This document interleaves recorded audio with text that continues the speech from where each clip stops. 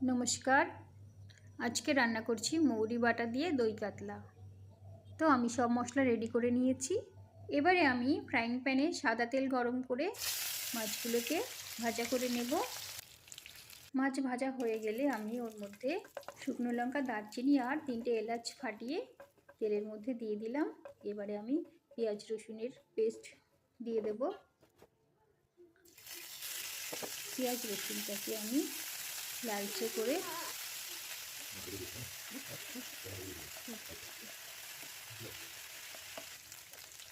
পেঁয়াজ আর রসুনটাকে আমার সুন্দর করে ভাজা হয়ে গেলে এবারে আমি কাঁচা লঙ্কা আর আদার পেস্ট দিয়ে দেব।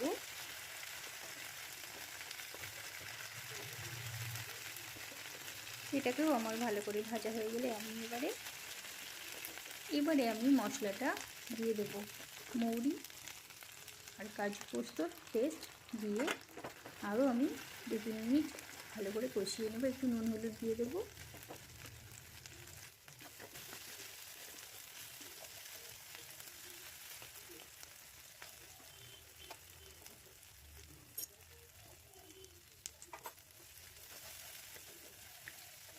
তো খুব ভালো করে কষানো হয়ে গেলে এবারে আমি ফ্যাটানো টক দই দিয়ে দেব।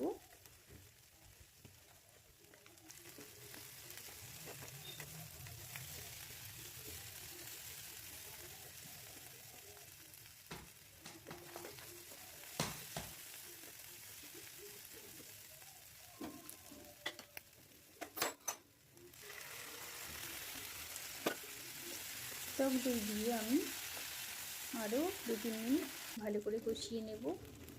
দইয়ের টকটাকে ব্যালেন্স করার জন্য আমি অল্প একটু চিনি দিলাম।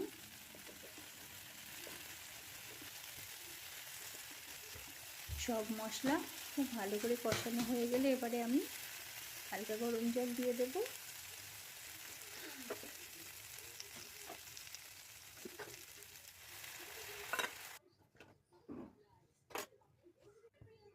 একটু নুন দিয়ে আমি মাছগুলোকে দিয়ে ঢাকা দিয়ে দেব।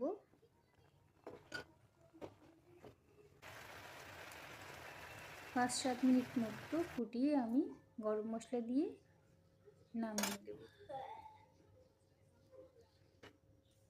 তো তৈরি হয়ে গেল আমাদের দই কাতলা।